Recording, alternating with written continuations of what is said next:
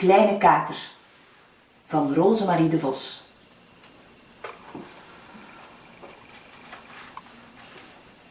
Lies is dol op kleine kater en kleine kater is dol op Lies. Pief, poef, pijft, ik wil dat je mijn vriendje blijft, zegt kleine kater. In de keuken rent kleine kater met zijn kommetje achter Lies aan. Waa! Lies gilt het uit. Je krijgt me toch niet te pakken! Maar het is al te laat. Met een grote boog ploft het kommetje op het hoofd van Lies. Ze gieren het uit.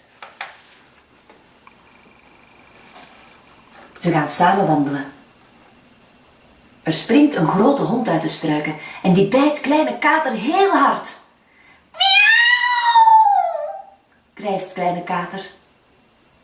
Dan is het heel stil. Kleine kater? Roept Lies. Kleine kater, waar zit je? Ik vind je wel hoor. Kleine kater! Brult Lies nu. Maar het blijft stil.